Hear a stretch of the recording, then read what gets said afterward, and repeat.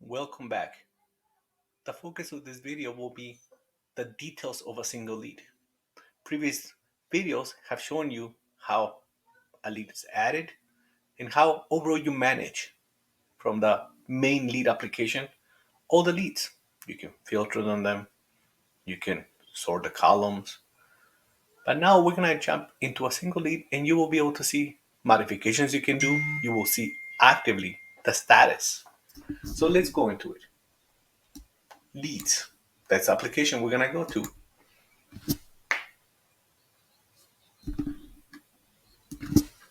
Again, like in the last video, we only have three leads.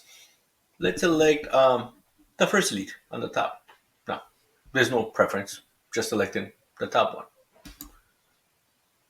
This is for Mr. Javier Castillo. By you selecting the ID, that's the key field that takes you into the details, all the criteria that you can modify.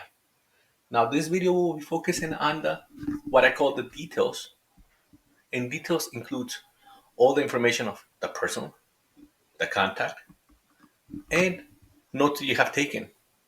A separate video will be made to cover all the other capabilities, such as making transcripts, documents, and scheduling appointments. But again, let's get started with this one. Okay, so this is the lead. This is the lead LD-8-22-3. That's a unique ID. Now, the name is for Mr. Javier Castillo. Let's say we forgot he has a middle initial, and it's E. You can put it in there. You can spell the middle name if you want to. Furthermore, now let's give it a status. It's pending. We're pending, or better yet, we have a phone consultation to make. Now I'm gonna bypass one now. That lead transfer to client. There's more of a special field. We'll get to it. That's the one that will actually say all the data we have here. Now we have a client, and we'll assign as a ripple effect to all the applications that utilize this information. So just like in the ad, you have a similar fields.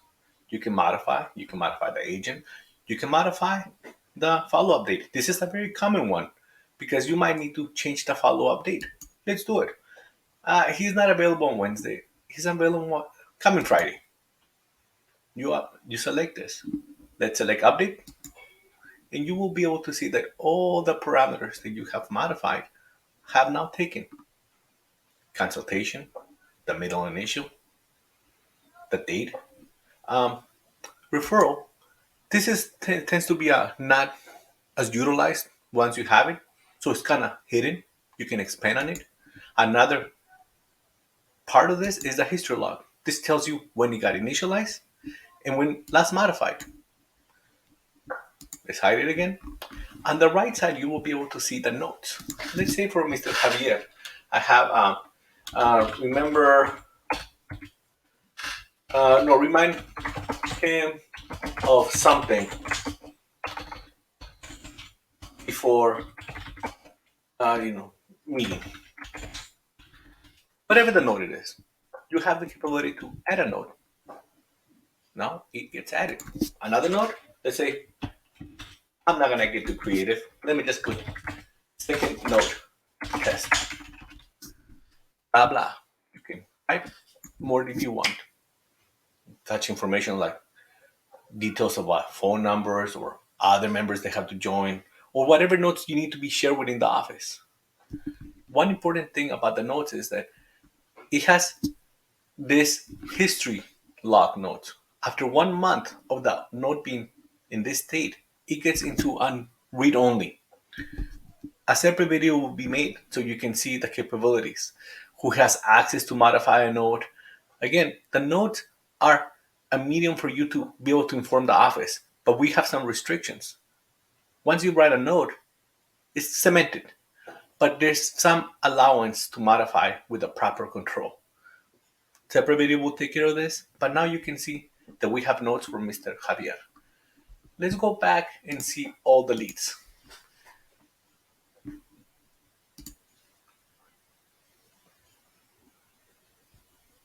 Here, what I wanted to show you before we conclude is now we have a lead with a phone consultation status. That's it. Thank you for your time.